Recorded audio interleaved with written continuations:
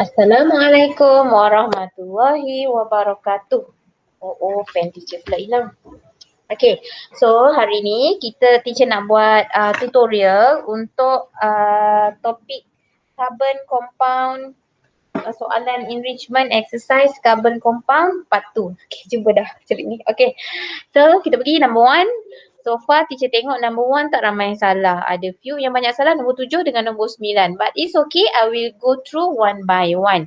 Okay, kita tengok number 1.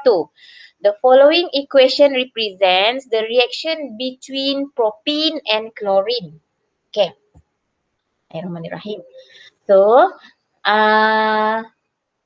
kalau kita nak tengok between propene and chlorine, tengok in chlorine. So maksudnya alkene. Kalau alkene dia undergoes addition. Kena tengok dulu tahu dia punya homology series dia apa. Kalau alkane substitution. Kena ada UV kalau berarti nak balas dengan chlorine. Tapi yang ini alkene. Alkene the addition. No need condition. Dia memang berlaku secara spontan. Alkene addition which we call it as halogenation. Yang mana macam mana halogen ataupun chlorination. Klorin ni masuk dekat dalam alkene tadi. Sekarang kita ada C double bond. So, ini H, ini H. Bila kita nak tambahkan dengan Cl, awak kena tahu ini akan pecah. Cl ni akan pecah dan ini akan pecah. Dia akan jadi satu bond separuh ni. Ni separuh je ni. Separuh ni akan jatuh ke sini. Separuh ni akan jatuh ke sini. So, ini akan pecah. So, DCl dia akan pergi ke sini dan satu lagi pergi ke sini. So, yang lain ni adalah H. Okey, kita tengok jawapan mana betul. Kalau A, betul memang ada 4 H dan 2 Cl. Tetapi kalau awak tengok kat sini, Cl ni dia mesti pergi ke ikatan karbon dengan karbon yang terputus sini dengan sini. Dia tak boleh pergi, mesti ada 2 karbon. Maksud dia, Cl akan attack, Cl ni dia akan attack karbon, satu Cl attack karbon yang lain dan satu Cl attack karbon yang lain sebab dia akan berkongsi double bond yang sama ni. Dia tak boleh Cl ni dia attack karbon yang sama. Kalau yang kes ni nampak, Cl ni attack karbon ini saja.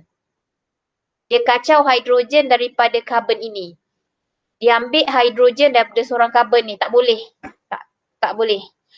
Untuk halogenation, Cl dia akan ambil hidrogen daripada satu karbon saja. Maksudnya satu daripada sini ke, satu daripada sini ke ataupun satu daripada sini dan satu daripada sini ke boleh.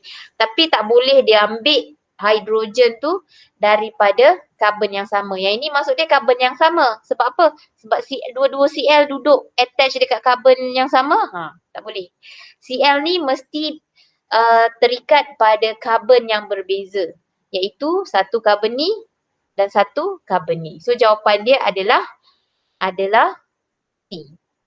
A tak boleh sebab Cl pergi ke satu karbon yang sama. Tak boleh. Tak boleh. Dia mesti satu Cl setiap Cl pergi ke karbon yang berlainan. Macam ni, satu Cl pergi ke karbon 1 contoh. Satu lagi Cl pergi ke karbon 2. Macam tu. Baru betul. Okey, kalau tak faham lagi, PM teacher, okey?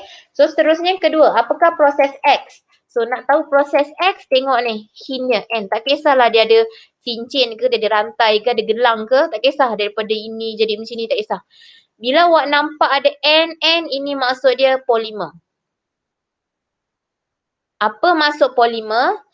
Polimer ni maksud dia penyambungan molekul kecil yang banyak kepada satu rantai yang panjang. Contohnya ada 1000 molekul ni. Katalah ini molekul A. Ada 1000 biji molekul A. Contoh dia. 1, 2, 3, 4, 5, 6, 7. Ada 1,000 lah. Ada 1,000 molekul A.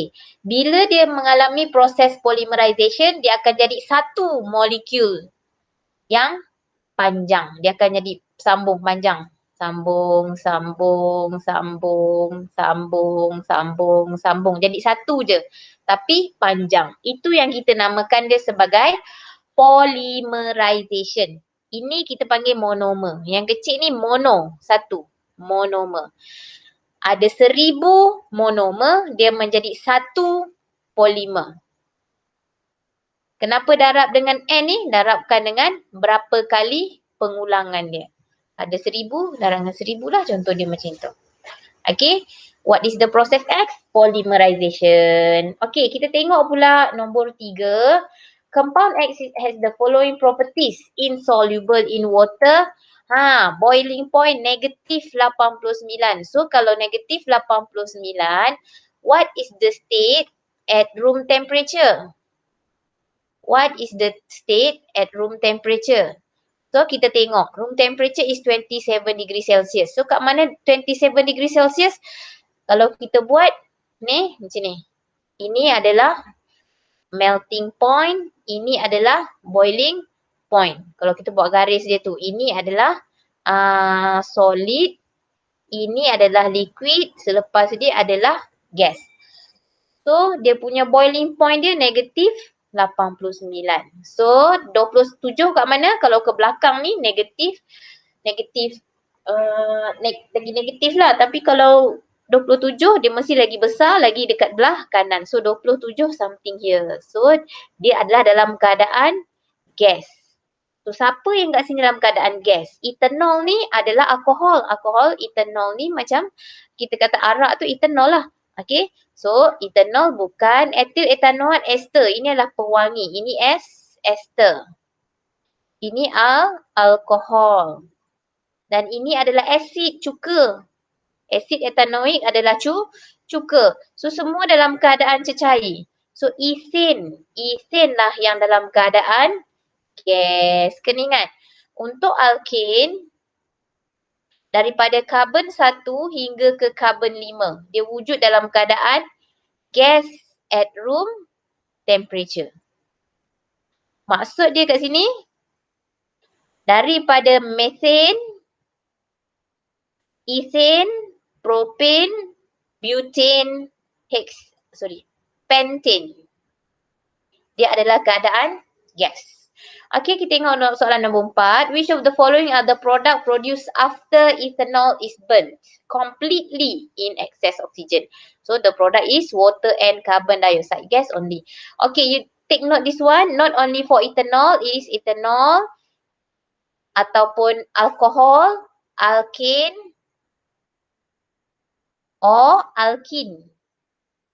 These three homologous series, alkane, alkene, ethanol, when it burn in excess oxygen gas, dia akan produce water and carbon dioxide gas only.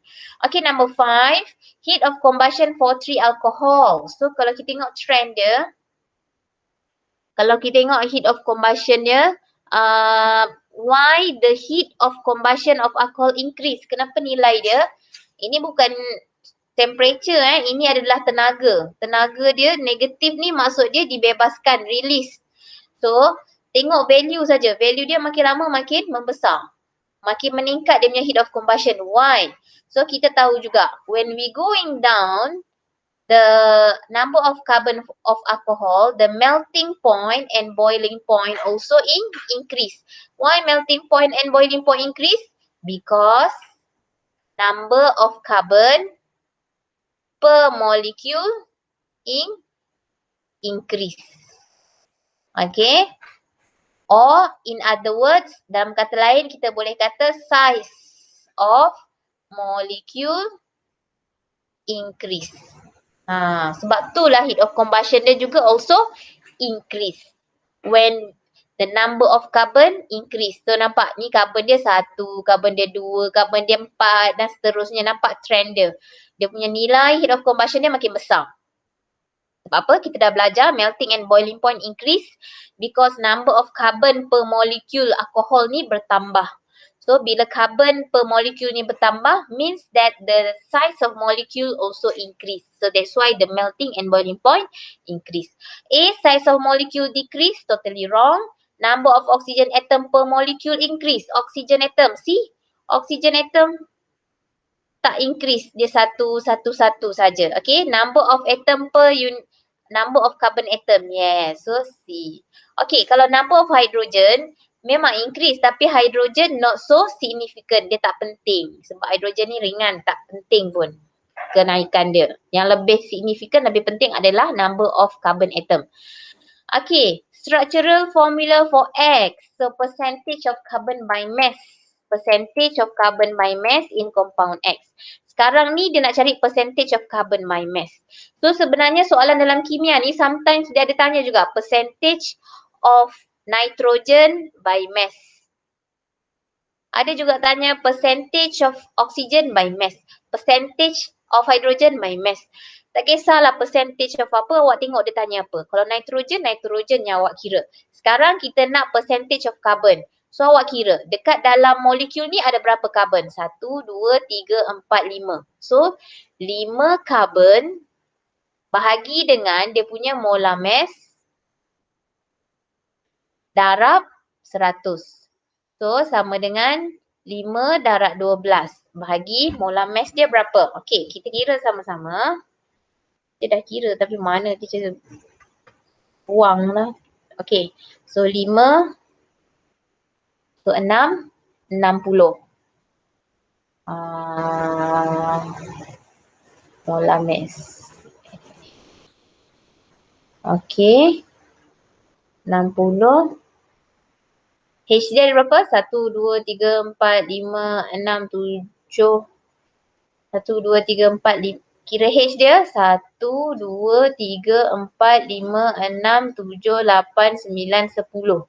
Okey, ada 10. So 60 bahagi 70. So ini 70 darab 100 sama dengan 85.71. So the answer is D. Okay. So next number 7. Ini yang banyak salah. Bila dia tanya most soot, paling banyak soot, awak ingat. The higher the soot means the higher the percentage of carbon by mass. Okay. So kena check satu-satulah.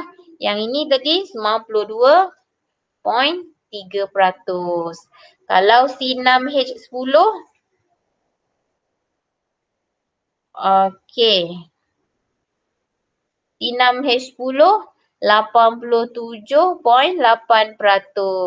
Kalau C6H14O, sekejap, C6H14O.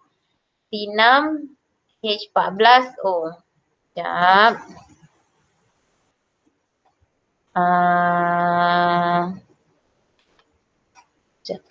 Ini 70. C6H14O. Tambah 14. So yang ni bahagi dengan 72. So 8. Sekejap ya. 72 tambah 16 tambah 14. 102. So yang ini 70.5%. C6H12. So C6 72 tambah 12 tambah 16 bahagi 72 kali 100. Yang ini adalah 72%. Siapa paling tinggi? A. Okay, macam itu je. Nak cari siapa yang lebih soot. Konsep dia higher soot, higher percentage of carbon by mass. Okay, number 8, which substance is an unsaturated So kena ingat hidrokarbon ada 3 iaitu ane, alkane, alkyne. Ingat alkane, carbon-carbon, single bond. Alkene, carbon-carbon, double bond. Alkyne, carbon-carbon, triple bond. So yang unsaturated adalah antara alkane dengan alkyne. Yang ni tak. So kalau awak tengok ini adalah alkane. Alkane bukan propanol, all. Dia ada oksigen kan. So bila ada oksigen dia tak layak kita kata sebagai dia bukan hidrokarbon. Tak payah nak check dia ada double bond ataupun tak atau double triple bond ataupun tak. Tengok je. Ada oksigen je tak layak kita kata dia hidrokarbon. Okay, propene. Ini adalah alkene. So the answer is C. Propanoic acid. Of course lah ini pun ada oksigen so dia bukan hydrocarbon. So the answer is C. Number 9. Diagram 1 shows an organic compound. Okay. So dia kata which of the following is the homologous series. Ni pun banyak yang salah saya tengok dekat analisa tu. Homologous series. Ingat dekat dalam organic compound bab 2 ni kita belajar ada 6 kumpulan je. 6 je. Ingat apa dia? Ane, ine, all, oik, 6 je. So sekarang ni dia tanya homologous series mana yang kat sini. Kalau H ni ada COO, ada ikatan dia macam ni. C double bond O ada O. Yang penting kat sini sama ada kat structural ke ada C ada 2 O. Itu ester. Ini adalah ester. Kalau oik ni carboxylic acid. Kalau all ni adalah alkohol.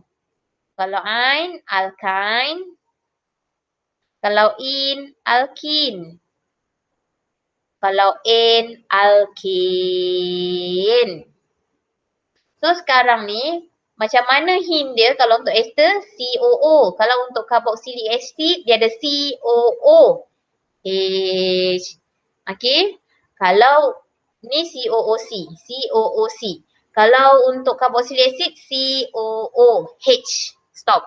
Kalau alkohol ada OH. Okay, kalau ine carbon-carbon triple bond, alkene dia carbon-carbon double bond, alkane carbon-carbon single bond. Tengok kat sini. Ada OH ke? Tak ada. Ada COOH ke? Tak ada. Ada COOC ke? Tak ada. Ada triple bond ke? Tak ada. Ada single bond tak? Nampak? Jadi carbon dia semua carbon single bond lah. Single bond. Nampak carbon single bond. So bila nampak cuma contents of carbon single bond only. So means that this homologous series is belong to alkene. So the answer is A.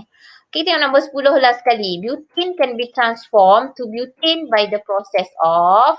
Okay, ingat in, alkene to in to ane. Daripada unsaturated kepada saturated hydrocarbon.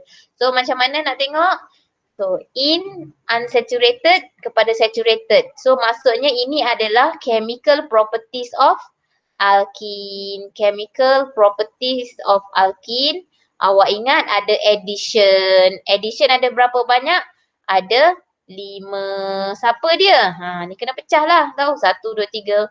1, 2, 3, 4, 5. Ingat, mula-mula hydrogenation. Halogenation. Lepas tu add hydrogen halide. Yang keempat, hydration. Yang kelima, oxidation. Hydrogenation ni lah yang daripada unsaturated kepada saturated. Okay, so sekarang ni inilah yang akan menukarkan alkene kepada alkene. So mana ada hydrogenation? D. Jawapan dia adalah D. Kalau fermentation ni apa? Fermentation adalah preparation of alcohol. Preparation of alcohol. Oxidation ni ada dua. Sama ada oxidation untuk alkin boleh. Oxidation untuk alkohol pun boleh. Dehydration ni adalah untuk proses alkohol. Okay, that's all. Bye. Jumpa lagi. Nanti teacher buat quiz lagi. Okay, Assalamualaikum.